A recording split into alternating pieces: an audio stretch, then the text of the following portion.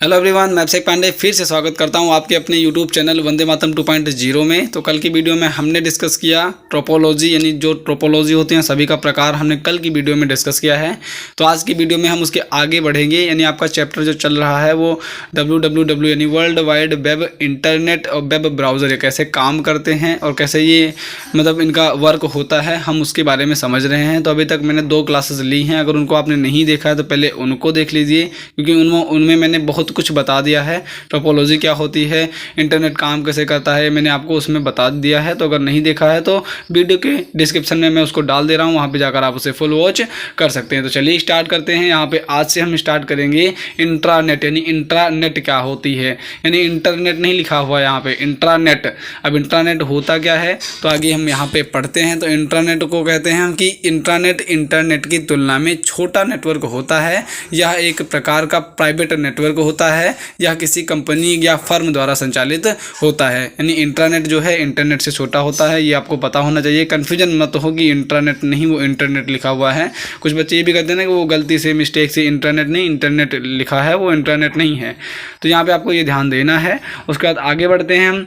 ARPANET, तो ARPANET इसी का एक फॉर्म है, यानी ARPANET। तो इसकी फुल फॉर्म भी मोस्ट इंपॉर्टेंट है, ये पूछी जाती है आपके एग्जाम में कि ARPANET की फुल फॉर्म क्या होती है। तो यहाँ पे जैसे लिखा हुआ है कि ए से एडवांस होता है, आर से रिसर्च होता है, पी से प्रोजेक्ट्स होता है, ए से एजेंसी और नेट से नेटवर्क लिख दिया जाता है। तो ARPANET की फुल फॉर्म आपको याद होनी चाहिए, मोस्ट इंपॉर्टेंट आपका फुल फॉर्म है, जो आपके कंप्यूटर के पेपर में हर एग्जाम में आपका शॉर्ट फॉर्म से लेकर वो पूछा जाता है कि यूपीएस जो सीपीयू इनमें से पूछा जाता है ना। तो वो तो बेसिक चीज़ें हो गई, वो क्लास 5th 6 में यूपीएस सीपीयू का फुल फॉर्म पूछा जाता है।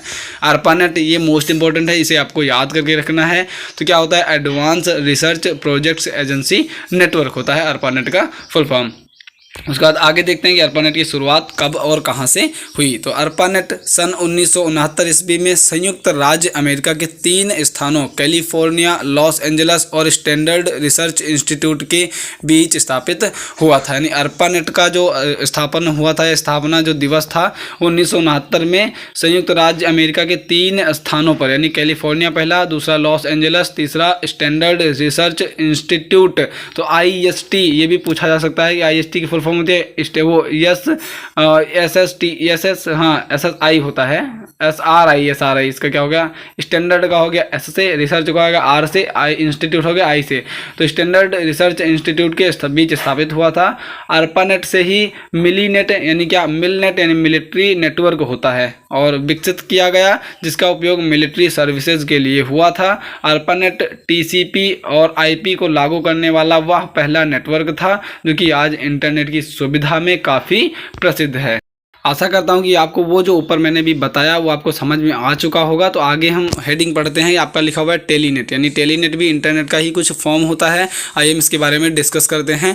तो टेलीनेट ARPANET का वाणिज्यिक संस्करण यानी कमर्शियल वर्जन है, यानी ARPANET का ही कमर्शियल वर्जन है टेलीनेट। तो ये भी पूछा जा सकता है, ये भी इंपॉर्टेंट पॉइंट यहाँ पर बनता है कि टेलीनेट जो है वो टेलीनेट जो है वो ARPANET का वाणिज्यिक संस्करण है, ये आपको ध्यान में रखना है। तो 1974 ईस्वी में इसकी शुरुआत हुई थी।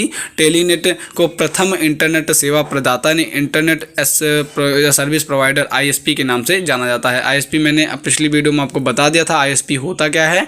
तो टेलीनेट क्या है, यानी टेलीनेट जो है पहला इंटरनेट सेवा प्रदाता है। तो यहाँ पे और एक मोस्ट इंपॉर्टेंट पॉइंट बनता है कि सबसे पहला जो सेवा इंटरनेट सेवा प्रदाता है वो क्या है, तो वो आपका टेलीनेट हो जाएगा। और टेलीनेट ARPANET का वाणिज्यिक संस्करण है। उसके बाद आगे बढ़ते हैं हम आगे। अब और इस चीज़ की एक बात और ध्यान रखना, इस यानी जो मैं क्लासेस लेता हूँ इसकी PDF आप मेरे टेलीग्राम चैनल वंदे मातरम 2.0 या वंदे भारत 2.0 पे अगर सर्च मारेंगे टेलीग्राम पे तो वहाँ पे आ जाएगा। लोगो यही लगा हुआ है जो चैनल का है, तो वहाँ पे आप इसकी PDF भी फाइंड कर सकते हैं। अगर वहाँ से नहीं मिल रहा है आपको तो डिस्क्रिप्शन में मैं अपने टेलीग्राम का लिंक डाल दे रहा हूँ, वहाँ पर जाकर आप उसे PDF को डाउनलोड कर सकते हैं। आपको दोनों से आप आसानी से पढ़ सकते हैं। उसके बाद अगला आ गया VPN। अब VPN क्या होता है इसके बारे में यहाँ पर डिस्कस करते हैं। VPN वर्चुअल प्राइवेट नेटवर्क, पहले इसका फुल फॉर्म, यानी कंप्यूटर अगर पढ़ना है आपको, कंप्यूटर का पेपर अगर देना है आपको, तो आपको जितनी फुल फॉर्म याद हो सकती हैं कंप्यूटर के यानी सब्जेक्ट में, उतनी फुल फॉर्म आपको याद होनी चाहिए, क्योंकि फुल फॉर्म इसमें मायने रखती हैं। हर एक चीज़ की फुल फॉर्म आपको पता होनी चाहिए। तो VPN का हो गया वर्चुअल प्राइवेट नेटवर्क। अब ये क्या होता है, तो इंटरनेट पर उपयोग की जाने वाली सेवा जो ऑनलाइन गोपनीयता प्रदान करती है तथा डेटा की चोरी या लीक होने से बचाती है। VPN हमारे IP एड्रेस को छुपाता है, जिसकी सहायता से हम खुद को ऑनलाइन गोपनीय रख पाते हैं। तो जैसा कि नाम से स्पष्ट है, वर्चुअल प्राइवेट नेटवर्क आपका काम करता है। अगर VPN आपने लगवाया है तो वो आपकी गोपनीयता ऑनलाइन जो आपकी जानकारी है उसको लीक होने से बचाएगा। यानी बड़े बड़े जैसे आयोग हो गया, BSF का जो एग्ज़ाम अभी लीक हुआ था तो वो तो ऑफलाइन होना था एग्ज़ाम, लेकिन ऑनलाइन जो लीकेज होती है तो इसी के थ्रू वो हो जाती है कि VPN काम नहीं कर पाता उनका, उस वजह से उनकी इन्फॉर्मेशन लीक हो जाती है। तो VPN आपके IP एड्रेस को यानी इंटरनेट प्रोटोकॉल को जो है वो छुपाता है, जिसकी सहायता से हम खुद को ऑनलाइन गोपनीय रख पाते हैं। तो VPN की सहायता से वो पॉसिबल हो सकता है। तो VPN का फुल फॉर्म आपको जरूर से ज़रूर याद करके रखना है। उसके बाद डायल अप क्या होता है, तो डायल अप के बारे में थोड़ा हम देख लेते हैं, ये आपका इंपॉर्टेंट नहीं है उतना। तो इंटरनेट के शुरुआती समय लगभग 1990 के आसपास डायल अप कनेक्शन इंटरनेट से जुड़ने का प्रचलित तरीका था। हालांकि धीमी गति 56 KB पर सेकंड के कारण और ISP से लगातार कनेक्ट डिसकनेक्ट होने के कारण डायल अप सेवा को DSL यानी डिजिटल सब्सक्राइबर लाइन और केबल मॉडेम के द्वारा प्रतिस्थापित कर दिया। यानी अब जो है आपको डायल अप नाम नहीं सुनने को मिलेगा, आप क्या मिलेगा, तो DSL यानी डिजिटल सब्सक्राइबर लाइन या क्या मॉडेम यानी केबल मॉडेम के द्वारा प्रतिस्थापित कर दिया गया है। तो DSL आपको सुनने को मिलेगा, डायल अप नहीं सुनने को मिलेगा। तो DSL की फुल फॉर्म भी आपको याद होनी चाहिए, डिजिटल सब्सक्राइबर लाइन होती है DSL की फुल फॉर्म। उसके बाद आगे बढ़ते हैं, IP एड्रेस। तो मोस्ट इंपॉर्टेंट आपको मैं ये बता दूं, IP एड्रेस जो है वो कंप्यूटर लैंग्वेज आपके भी लिए इंपॉर्टेंट है। ये IP एड्रेस जानना इंपॉर्टेंट है। मोबाइल यूज़ करते हो, कंप्यूटर, लैपटॉप, PC सब यूज़ करते हो आप, तो IP एड्रेस आपको जानना भी ज़रूरी है। जितना कंप्यूटर के अगर कोई पेपर होता है उतना अगर उसमें ज़रूरी है तो उतना आपको जानना भी ज़रूरी है। तो आइए जानते हैं IP का पहले फुल फॉर्म क्या होता है। जैसा कि भी मैंने पहले ही बता दिया, इंटरनेट प्रोटोकॉल होता है IP की फुल फॉर्म। और IP जो है प्रत्येक कंप्यूटर की एक विशिष्ट पहचान होती है। प्रत्येक कंप्यूटर का IP एड्रेस अलग अलग होता है जो एक नेटवर्क से जुड़े होते हैं। अब आपके मोबाइल का एक EMI नंबर होता है, तो वैसे ही PC और कंप्यूटर लैपटॉप्स का IP एड्रेस होता है, कोई नंबर होता है। तो जो एक नेटवर्क से जुड़े होते हैं। IP एड्रेस 4 ऑक्टेट यानी IPv4 में बटे होते हैं, जिन्हें 3 दशमलव चिन्ह द्वारा लगाकर अलग किया जाता है। प्रत्येक ऑक्टेट एक बाइट होता है जिसमें 8 बिट होते हैं। तो यहाँ पे आपको देख रखना है कि IP एड्रेस 4 ऑक्टेट IPv4 में बटे रहते हैं। तो ये इंपॉर्टेंट पॉइंट है, कहीं ना कहीं ये पूछा जाता है। आपका SSC एग्जाम दोगे तो ये मोस्ट इंपॉर्टेंट का चुनिंदा क्वेश्चन है। IPv4 जो है वो यानी IP एड्रेस कितने ऑक्टेट में बटा रहता है, तो 4 ऑक्टेट में बटा रहता है। और एक बात में, अगर आप SSC के लिए क्लास लेना चाहते हैं तो आप बिल्कुल ले सकते हैं। अगर किसी भी एग्ज़ाम के लिए आप तैयारी कर रहे हैं तो कंप्यूटर की ये क्लास आपके सभी एग्जाम के लिए बेनिफिशियल होगी। उसके बाद आगे बढ़ते हैं। आगे आपका IPv4 होता क्या है, तो IPv यानी ये जो यहाँ पे 2 पॉइंट लिखे गए हुए हैं IPv4 और IPv6, ये दोनों के दोनों क्या हैं, मैं यहाँ पे लिख देता हूँ IMP हैं। इसे आपको नोट करके रखना है, जहाँ जहाँ IMP मैं लिख रहा हूँ वो इम्पोर्टेंट हैं। तो IPv4 का प्रत्येक एड्रेस 32 बिट्स का होता है, यानी इसमें 32 टोटल डिजिट होंगी, 32 बिट्स का होता है। प्रत्येक बाइट 3 डेसिमल चिन्हों द्वारा अलग होती है। उसके बाद हम बात करते हैं IPv6 यानी IPv6 का प्रत्येक एड्रेस 128 बिट्स का होता है। तो ये आप SSC का कोई भी एग्जाम उठा के देख लीजिए, वहाँ पे IPv4 और IPv6 यानी हर महीने जो एग्जाम होता है SSC का, तो वहाँ पे ये क्वेश्चन आपको देखने को लगभग भरमार है, इसकी भरमार है, यानी हर बार ही पूछा जाता है। तो अगर SSC एग्जाम के लिए बेनिफिशियल है ये, अगर इंपॉर्टेंट है ये क्वेश्चन, तो आपके सारे अदर एग्जाम्स के लिए भी ये इंपॉर्टेंट होगा। तो यहाँ पे यही पूछा जाता है कि IPv6 का जब प्रत्येक कितने बिट का होता है, तो IPv6 का हो जाता है 128, IPv4 का हो जाता है 32। उसके बाद IPv6 में हेक्साडेसिमल संख्याओं का प्रयोग होता है जो कॉलन द्वारा अलग होती हैं और ये मोबाइल नेटवर्क के लिए बेहतर होती हैं। इनमें ज़्यादा एड्रेस स्पेस होता है। किसी भी IP एड्रेस में 2 भाग होते हैं। पहला क्या होता है, नेटवर्क ID होता है, दूसरे को कहते हैं होस्ट ID। यानी यहाँ पे जो देखो क्या लिखा IP एड्रेस, यानी यहाँ पे 128 ऐसे ही लिखा रहता है, पर पॉइंट में लिखा रहेगा तो वो आपका IP एड्रेस होता है। उसके बाद आइए हम जानते हैं वर्ल्ड वाइड वेब यानी WWW, जो आपका थंबनेल भी देखा होगा आपने, तो उसमें लगा हुआ है कि WWW के बारे में इसमें पढ़ेंगे। तो आज आगे आपका वर्ल्ड वाइड वेब, पहले इसकी फुल फॉर्म ये होती है। उसके बाद आगे है कि world wide web Tim Berners Lee द्वारा सन 1989 में विकसित किया गया था।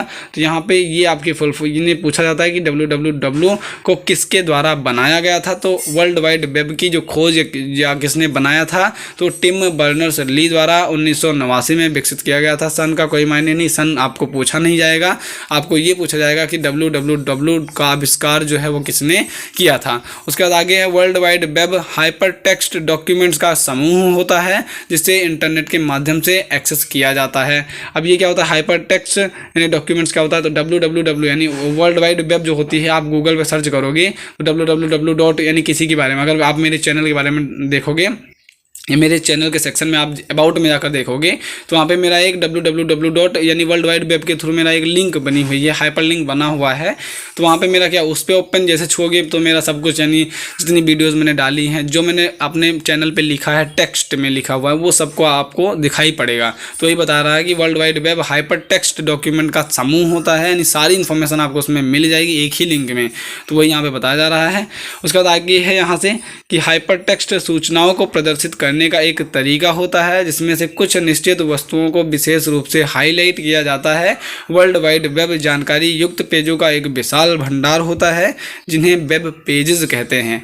ये वेब पेज HTML यानी HTML यहाँ पे एक आपका शॉर्ट फॉर्म आ गया, तो इसकी भी फुल फॉर्म होती है। H से हो गया हाइपर, T से हो गया टेक्स्ट और M से हो गया, M से होता है मार्कअप, L से हो गया लैंग्वेज। तो हाइपर टेक्स्ट मार्कअप लैंग्वेज होती है HTML की फुल फॉर्म। अगर आपको याद नहीं हुई होगी तो एक बार वीडियो रिपीट करके या मैं दोबारा से बोल दे रहा हूँ, हाइपर टेक्स्ट मार्कअप लैंग्वेज आप लिख सकते हैं, आप इजीली से याद कर सकते हैं। तो HTML भाषा में लिखे होते हैं। HTML लैंग्वेज जिसे बाद में बोला जा रहा है लैंग्वेज है, तो भाषा एक तरीके से होती है।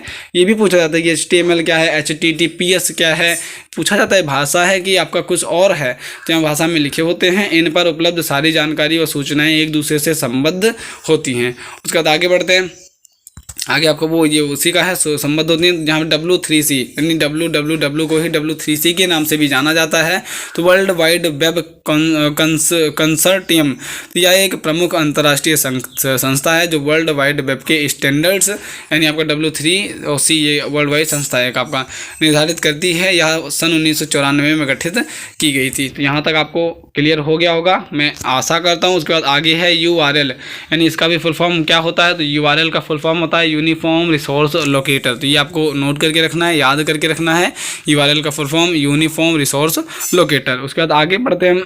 आगे URL एक रेफरेंस या एक एड्रेस है जो इंटरनेट पर किसी यूनिक संसाधन को दर्शाता है, या दूसरे शब्दों में कहें तो URL एक फॉर्मेटेड टेक्स्ट स्ट्रिंग है जो मेरे वीडियो के अबाउट में दिया गया है। वो नीला नीला जो लिखा होगा www.youtube.1day-matam 2.0, तो वही URL है। वो क्या है कि URL है, हाइपरलिंक है, उस पर क्लिक करने पे आपको सब कुछ मिल जाएगा देखने को। तो वही बता रहा है यहाँ पे कि URL एक फॉर्मेटेड टेक्स्ट स्ट्रिंग है, यानी धागा। स्ट्रिंग मतलब क्या होता है, तो धागा फॉर्मेटेड टेक्स्ट यानी टेक्स्ट का एक पिरोया हुआ कोई माला टाइप की है, तो उसे हम URL कह देते हैं। जिसे वेब ब्राउज़र, ईमेल क्लाइंट या किसी अन्य सॉफ्टवेयर में किसी नेटवर्क संसाधन में ढूंढने के लिए इस्तेमाल किया जाता है। नेटवर्क संसाधन किसी भी प्रकार की फाइल हो सकती है, जैसे web page, text documents, graphics या प्रोग्राम। अगर इसे सरल शब्दों में समझें तो URL इंटरनेट पर दिखने वाले प्रत्येक पेज से जुड़े विशिष्ट एड्रेस को संदर्भित करता है। अब URL को प्रदर्शित करने का फॉर्मेट इस प्रकार से है। तो ये मैं बता रहा हूँ, ऐसे देखने को आपको मिल जाएगा मेरे चैनल के अबाउट सेक्शन में जाओगे तो वही वो आपका वो URL हो जाता है, यानी www या HTTP के बाद स्लेश होगा, डबल स्लेश होगा, फिर www.youtube.1day-matam 2.0। तो वही मेरा वो जो है वो मेरा URL है। उदाहरण के तौर पे यहाँ पे देख सकते हो, ऐसे ही आपको देखने को मिलेगा। सेम ऐसे ही लिखा हुआ है मेरे भी चैनल पे। यहाँ पे ये है, यहाँ पे ये है, यहाँ पे YouTube लिखा हुआ है .com, इसके बाद यहाँ पे लिखा हुआ है @1day-matam 2.0। तो ये आपका URL होता है। अब प्रोटोकॉल्स यानी HTTP या FTP प्रायः डोमेन द्वारा यानी यहाँ पे क्या हैशटैग वो क्या है ये स्लाइड है से अलग होते हैं तथा डोमेन पाथ से इतने द्वारा अलग हो जाते हैं। पाथ नंबर और अक्षरों का एक स्ट्रिंग होता है आपका URL। उसके बाद आगे हम बढ़ते हैं कि HTTP, अभी वहाँ पे नाम आया था HTTP के बारे में हम जानते हैं। HTTP और FTP क्या होता है, तो HTTP की पहले फुल फॉर्म देखनी है, जैसा कि मैंने बता दिया, इंपॉर्टेंट है। तो हाइपर टेक्स्ट ट्रांसफ़र प्रोटोकॉल, और यहाँ पे TP आ गया तो ट्रांसफ़र प्रोटोकॉल आ गया। HTML की भी मैंने बताई थी थी, तो वहाँ पे मार्कअप लैंग्वेज आ गया था बस। और HTTP की फुल फॉर्म क्या, हाइपर टेक्स्ट ट्रांसफ़र प्रोटोकॉल, और FTP की होती है फाइल ट्रांसफ़र प्रोटोकॉल। अब ये होते क्या हैं, तो HTTP और FTP वर्ल्ड वाइड वेब पर फाइल ट्रांसफ़र करने के लिए नियमों का समूह या सेट ऑफ रूल्स हैं। इन फाइलों में text, graphic, image, sound, video और अन्य मल्टीमीडिया फाइलें हैं। HTTP एक एप्लीकेशन प्रोटोकॉल है जो TCP/IP प्रोटोकॉल सूट की सहायता से रन करता है, यानी इनकी सहायता से आपका HTTP रन करेगा, ये आपको ध्यान में रखना है। TCP और IP के सहायता से। उसका FTP प्राय बल्क फाइलों को ट्रांसफ़र करता है। बल्क क्या होता है, तो बल्क आपको जो होता है, कभी कभी कंप्यूटर काम करना बंद कर देता है, रुक जाता है, तो वहाँ पे वो होता है, उसका वहाँ पे रखा गया FTP प्राय बल्क फाइलों को ट्रांसफ़र करता है। और यहाँ पे TCP की फुल फॉर्म, तो ट्रांसमिशन कंट्रोल प्रोटोकॉल, IP का इंटरनेट प्रोटोकॉल, HTTP का hyper text transfer protocol, FTP का फाइल ट्रांसफ़र प्रोटोकॉल, और HTML का हाइपर टेक्स्ट मार्कअप लैंग्वेज। इसका फुल फॉर्म मैंने बता दिया सबका। उसके बाद डोमेन नेम क्या होता है, तो आपके जो जीमेल होगा, आपका जो जीमेल आईडी होगा, उसमें एक होता है डोमेन नेम, एक होता है रेफरेंस नेम, या आगे भी देखेंगे। तो यहाँ पर डोमेन नेम क्या होता है, इसके बारे में देखते हैं। तो इंटरनेट पर वेबसाइट के URL के अंत में अंतिम डॉट के बाद नाम को डोमेन नेम कहते हैं, यानी अंतिम डॉट के बाद जो नाम लिखते हैं उसे हम डोमेन नेम कहते हैं। जैसे यहाँ पे http://www.google.com में .com डोमेन नेम है, यानी यहाँ पे आपका जो .com लिखा है, डॉट के बाद का जो अक्षर लिखा गया है वो आपका डोमेन नेम है। ये किसी ऑर्गेनाइजेशन या देश को प्रदर्शित करता है। इंटरनेट पर उपयोग होने वाले विभिन्न प्रकार के डोमेन विभिन्न प्रकार की वेबसाइटों में अंतर स्पष्ट करते हैं। तो कुछ आपके प्रमुख डोमेन नेम निम्नवत हैं। जैसे यहाँ पे .com दिखाता है कॉमर्शियल को, अगर .edu लिखा है तो वो शैक्षिक संस्था को दिखाएगा, अगर यहाँ पे लिखा है .mil तो मिलिट्री को दिखाएगा, अगर मिलिट्री को दिखाएगा। यहाँ पे अगर नेट लिखा हुआ है तो नेटवर्क को दिखाएगा, वो org लिखा हुआ है तो ऑर्गेनाइजेशन को दिखाएगा, अगर .gov लिखा है तो सरकारी संस्था को दिखाएगा। वो ये आपने देखा भी होगा, अगर गवर्नमेंट की कोई संस्था है तो .gov लिखा रहता है उसमें। उसके बाद अगर .name है तो पर्सनल को दिखाएगा, .jobs है तो नौकरी को दिखाएगा, .in है तो वो इंडिया को दिखाएगा, और .biz है तो बिजनेस ऑर्गेनाइजेशन को दिखाएगा, और .int है तो अंतर्राष्ट्रीय संगठन एवं संधि को वो दिखाता है, इंटरनेशनल ट्रीटी को दिखाता है। उसके बाद आगे आ गया वेबसाइट। अब वेबसाइट के बारे में हम देखते हैं। तो वेबसाइट बहुत प्रकार के वेब पेजेस को इकट्ठा रखने का एक क्या होता है, माध्यम है, और हर वेबसाइट में अलग अलग प्रकार के बहुत सारे वेब पेज होते हैं। इन सभी वेब पेजों में अलग अलग जानकारियां संग्रहित रहती हैं। उसके बाद आगे है, दूसरे शब्दों में इंटरनेट पर उपलब्ध वेब पेजों और संबंधित सामग्री का संग्रह ही वेबसाइट है। इसे एक डोमेन नेम यानी द्वारा पहचाना जाता है और कम से कम एक वेब सर्वर पर प्रकाशित किया जाता है। नहीं अगर .com लगा हुआ है तो कमर्शियल है, edu लगा है तो एजुकेशनल है, org है तो ऑर्गेनाइजेशन है, उसके थ्रू हम पहचान पाएंगे वहाँ पे। उदाहरण जैसे यहाँ पे लिखा है तो amazon.com, तो .com क्या है, कमर्शियल, तो अमेजोन एक कमर्शियल साइट है जहाँ से हम अपने ज़रूरत की चीज़ों को खरीद सकते हैं। और wikipedia.org, तो यहाँ पे विकीपीडिया ऑर्गेनाइजेशन है, विकीपीडिया का जो आपका आविष्कार हुआ था, यानी किसी ने इसको इन्वेंट किया था, तो यहाँ पे ऑर्गेनाइजेशन है, संस्था है, किसी के बल पे चलाई जा रही है।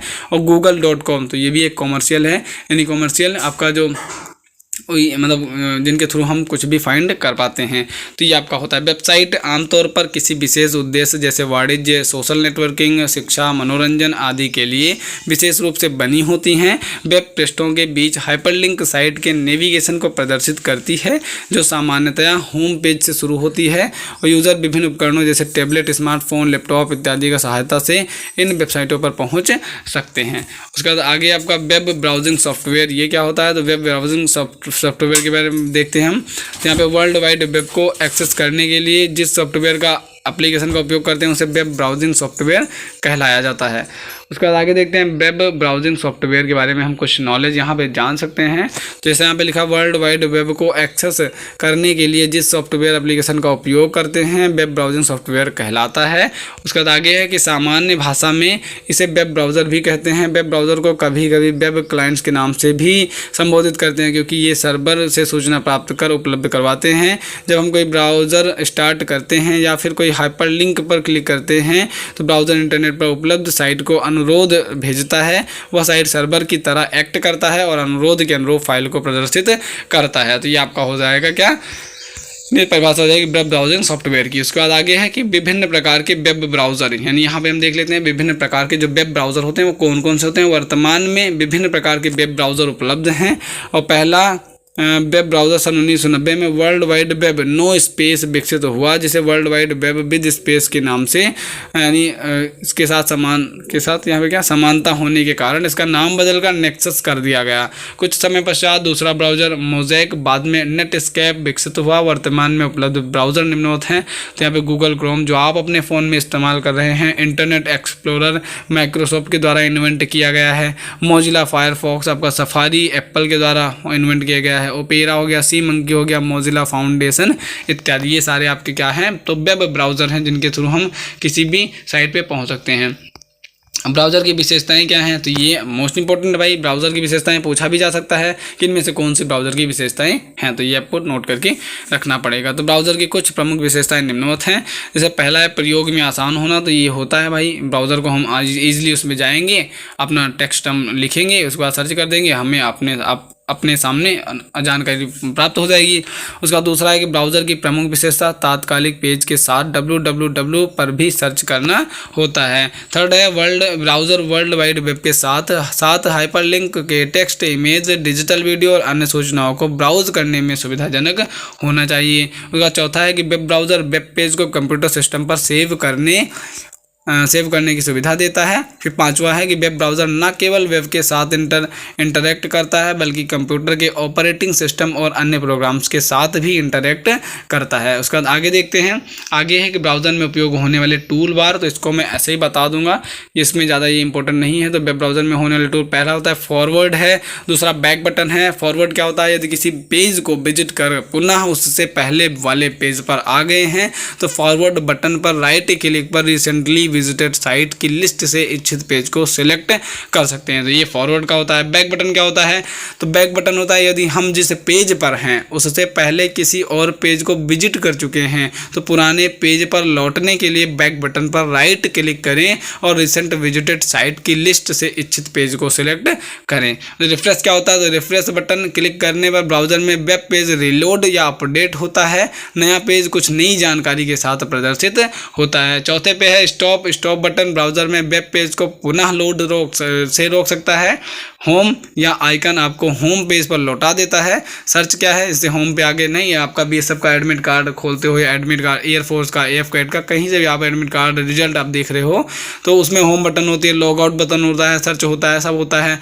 तो आपका होम पे जैसे क्लिक करोगे फिर वो लाके वहीं पे छोड़ देगी जहाँ पे आपका फिर से नई जीमेल आईडी मांगने लगेगा। तो सर्च क्या होता है, तो जब हम ब्राउज़र के सर्च बार पर क्लिक करते हैं तो लेफ्ट साइड में ज़्यादा सर्च किए गए साइट की एक लिस्ट प्रदर्शित होगी और उनमें से किसी एक को आवश्यकता अनुसार क्लिक कर सकते हैं, अन्यथा कीबोर्ड पर इच्छित साइट का एड्रेस टाइप कर सकते हैं। तो ये आपका उसका हिस्ट्री सेव हो जाती है, यानी आप कुछ भी विजिट किए हो तो गूगल या क्रोम में उसकी हिस्ट्री सेव रहती है। और फेवरेट क्या होता है, फेवरेट में आपको स्टार लगा दिया जाता है, फेवरेट्स कर दिया जाता है, तो वहाँ पे आपको फेवरेट की चीज़ें मौजूद ही रहेंगी। पहले प्रिंट, जिस पेज को रिव्यू कर रहे हैं उन्हें हम प्रिंट कर सकते हैं। यह इंटरनेट से किसी पेज की जानकारी को सेव करने का आसान तरीका होता है ताकि इसे देखने के लिए दोबारा रिकनेक्ट ना होना पड़े। फिर एडिट होता है, अगर आपने कोई गलती कर दी तो एडिट ऑप्शन पर जाके आप उसे फिर से सुधार सकते हैं। तो ये आपके 10 पार्ट थे उसके, यानी वेब ब्राउज़र को, यानी उसके आगे हम क्रोम ब्राउज़र के बारे में जानते हैं। यानी ये जो 10 पार्ट थे ब्राउज़र में उपयोग होने वाले टूल बार के बारे में, हमने 10 टूल बारों को यहाँ पे देखा। उसके बाद आपका क्रोम ब्राउज़र क्या है, तो क्रोम ब्राउज़र इंपॉर्टेंट है क्योंकि आपका यहाँ पे यूज़ भी करते हो डेली, तो कंप्यूटर में पेपर में ये पूछा जा सकता है। और ये classes mainly BSF head constable ministerial के कंप्यूटर के लिए है। तो सारा सिलेबस में कराऊंगा, पहले कॉन्सेप्ट होगा उसके बाद हम प्रैक्टिस करेंगे साथ साथ में। एक चैप्टर खत्म उसकी प्रैक्टिस, एक चैप्टर खत्म उसकी प्रैक्टिस, यानी उस चैप्टर से कोई बचेगा भी नहीं। 5-6 चैप्टर हैं कुल मिलाकर, और अभी आपका एग्जाम होने वाला नहीं है क्योंकि अभी मैंने आज ही वीडियो डाली सुबह, वो जाके आप देखिए, वहाँ पे कुछ बच्चों के रिजल्ट में बदलाव किया जा रहा है। तो अभी तक यानी रिजल्ट ही उनका नहीं पूरी तरह से क्लियर हुआ है, तो उनका अभी क्या होगा, एग्ज़ाम तो हो भी नहीं सकता, यानी शायद मार्च बीत जाए, या उसके बाद हो अप्रैल में, तो 20 दिन में हम पूरा कवर अप कर लेंगे। 5 चैप्टर प्लस क्वेश्चन, इतने क्वेश्चन करवा दूंगा मैं आपको। जैसे रेडियो ऑपरेटर में मैंने केमिस्ट्री करवाई थी, तो कुछ बच्चों का वहाँ से बहुत बेनिफिट मिला है उनको, तो ऐसे में इतना कंप्यूटर का क्वेश्चन करा दूंगा कि आपका 20 में 20 तो कंप्यूटर होके ही रहेगा। उसके बाद आगे बढ़ते हैं, चलिए क्रोम ब्राउज़र के बारे में जानते हैं। तो क्रोम ब्राउज़र 2008 में गूगल कंपनी द्वारा विकसित किया गया, इसीलिए इसे गूगल क्रोम नाम से भी जाना जाता है। वर्तमान में यह सबसे प्रचलित और सफल ब्राउज़र में से एक है। क्रोम एक तेज, सुरक्षित और फ्री वेब ब्राउज़र है। क्रोम ने ही सर्वप्रथम ओमनीबॉक्स की सुविधा प्रदान की। ओमनीबॉक्स परंपरागत वेब ब्राउज़र की एड्रेस बार की तरह होती है, परंतु आप इसे सर्च इंजन, हाँ भाई क्या ये ख़त्म हो गया क्या, इन्हें सर आप, परंतु आप इन्हें क्या सर्च इंजन मान सकते हैं, ये होता है यहाँ पे, आप इन्हें सर्च इंजन मान सकते हैं। शायद यहाँ पे आगे इसकी स्क्रीनशॉट उन्होंने जोड़ा नहीं, जो मेरा पार्टनर था। तो चलो कोई बात नहीं, आज की क्लास में बस इतना ही करते हैं, क्योंकि वीडियो थोड़ा सा लेंदी हो जा रही है, तो आपको भी थोड़ा सा बोरिंग महसूस होगा, तो इसके लिए थोड़ा थोड़ा करके हम पढ़ लेंगे। और अगर आपको कैसी लगी ये वीडियो प्लीज़ कमेंट में बता दिया करिए, क्योंकि वो भाई लगता है ना कि आपके लिए मेहनत हम भी कर रहे हैं, तो आप भी हमें सपोर्ट करते हो। ऐसा नहीं है नहीं कि सपोर्ट नहीं करते हो। हमारे साथ जितने भी बंदे हमारे जो सहपाठी हैं, जो हमारे साथी हैं, वो जुड़े हैं, तो वो फौजी ही भाई होंगे हमारे। तो फौजियों को दिल से सल्यूट है हमारी तरफ से। और तो वीडियो कैसे लगी आपको, ये आप मुझे कमेंट, एक आपका एक जरिया होता है, आप सामने से तो मिल नहीं सकते हो, नहीं तो मैं आपको गले लगाकर आपसे पूछ सकता हूँ कि आप कैसे, यानी क्या लग गया आपको लगता है मैं पढ़ाता हूँ तो, लेकिन आप कमेंट है उसमें आप अपना जो भी विचार है वो विमर्श कर सकते हो। तो आज के क्लास में बस इतना ही, बाकी हम फिर से डिस्कस करेंगे कल की 4th क्लास की वीडियो में। कंप्यूटर की आपकी क्लास होगी, और इस वीडियो को जितना हो सके उतना शेयर कीजिए, लाइक कीजिए एंड सब्सक्राइब करवाइए और कीजिए। आपके घर में अगर कितने भी मोबाइल हों, यानी अगर 4-5 आपने तो किया है मैं मानता हूँ, लेकिन घर में अगर अदर मोबाइल्स हैं तो उसमें भी आप कर दीजिए, क्योंकि उससे मेरा भी फ़ायदा होगा। क्योंकि बस नज़दीक ही पहुँचने वाले हैं, 550 के आसपास पहुँच गए, 450 और बाकी हैं, 1000 हो जाएगा हमारा, तो हमारा भी फ़ायदा हो जाएगा, आपको भी फ़ायदा हो जाएगा। उसका फ्लो में हर पेपर की तैयारी करवाएंगे हम, आप जो भी कहोगे हम वो करते रहेंगे हमेशा। तो आज की क्लास में बस इतना ही, मिलते हैं हम कल की नेक्स्ट वीडियो में। सो जय हिंद, वंदे मातरम, love you, take care and bye bye.